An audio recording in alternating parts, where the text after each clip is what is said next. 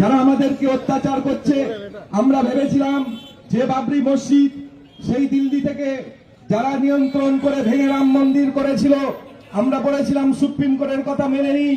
কিন্তু আমরা যখন বাংলায় এই সংখ্যালঘু মানুষের ভাব আবেগ বাবরি মসজিদকে তৈরি করতে গেল, আজকের বর্তমানের শাসক দল সেটাকে বন্ধ করার জন্য এই বাংলার বাঘ যিনি মুর্শিদাবাদের ছেলে সেই হুমায়ুন কবির সাহেবকে দল থেকে সাসপেন্ড করে বলেছিল তোমার লাইফ শেষ হয়ে যাবে, তুমি মসজিদ করতে আমরা দেব না।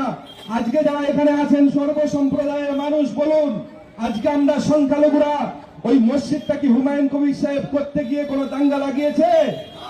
জোরে বলেন। আজকে ওই মসজিদ করার জন্য কি সেই মানুষটার ওই দল থেকে সাসপেন্ড করা ঠিক হয়েছিল? আমরা তার হাত শক্ত করে পিছিয়ে পড়া এসসি এসটি বাংলার সংখ্যালঘু মুসলিমদের কথাগুলো তুলে ধরতে গিয়ে তাকে ভোট কাটুয়া বলা হয়, তাকে বিজেপির দালাল বলা হয়। কেন? যদি সেই মানুষটা বলে যে বাংলায় সরকারি টাকায় জগন্নাথ মন্দির হতে পারে, বাংলায় সরকারি টাকায় দুর্গায়ন হতে পারে, বাংলার সরকারি টাকায় কালী মন্দির হতে পারে, আর বাংলায় 2018 থেকে 2026 পর্যন্ত পুজোর চাঁদা সরকারি টাকায় 1,10,000 দিতে পারে, আর সংখ্যালঘু মুসলিমরা যদি তারা বলে ঈদের সময় কেন আমার 50,000 টাকা দেওয়া হয় না, কেন আমার ছেলেদের চাকরি নেই, সরকারি টাকায় মন্দির বন্ধ করুন, মসজিদ বন্ধ করুন, আমরা দান দিয়ে মন্দির মসজিদ বানিয়ে নেব। কিন্তু আমরা বলতে চাই আজকে শিক্ষকরা অর্ধনগ্ন হয়ে তারা রাস্তায় বসে আছে, আজকে যারা শ্রমিক তাদের কাজের জায়গা নেই, শিল্প নেই।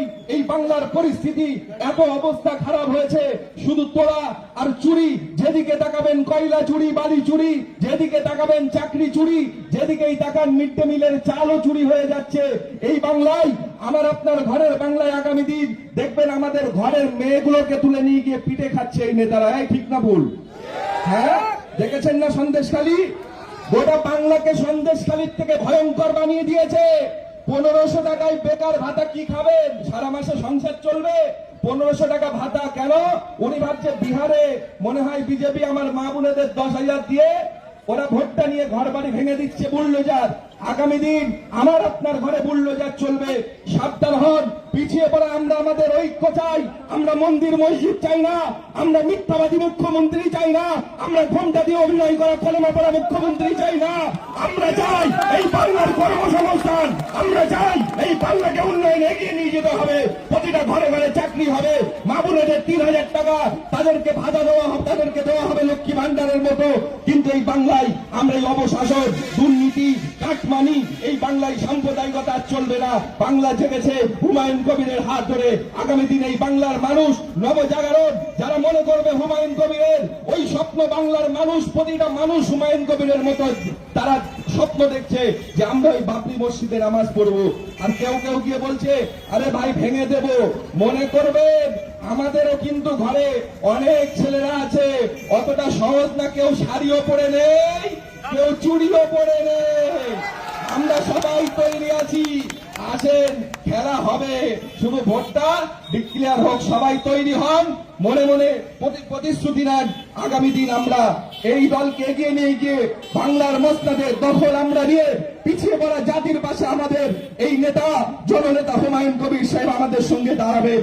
এই আশা আমরা তার কাছে রাখবো এবং আমরা তার সঙ্গে থাকবো। তো হাত তুলে বলেন থাকবো। ঠিক আছে, সকলে ভালো থাকেন। আমাদের নেতা তিনি বক্তব্য দেবেন। অন্তর্গত এই চাপড়া এলাকায় আমরা প্রায় আমাদের নতুন পার্টি জনতা উন্নয়ন পার্টি এই প্রথম কোনো সভা করছি। এর আগে আমরা নদিয়ারি মুর্শিদাবাদের পার্শ্ববর্তী এলাকা কালীগঞ্জ বিধানসভায় একটা করেছিলাম, তারপর এটা সেকেন্ড প্রোগ্রাম। আজকে থার্ড প্রোগ্রাম হবে পলাশিপাড়ায় সন্ধ্যাবেলায়। আমি এখান থেকে গিয়ে পলাশিপাড়া বিধানসভাতে প্রোগ্রাম করব। আপনাদের সামনে এতক্ষণ বক্তৃতা করলেন আমাদের জনতা উন্নয়ন পার্টির রাজ্য প্রেসিডেন্ট পীরজাদা খোয়েম আমিন সাহেব।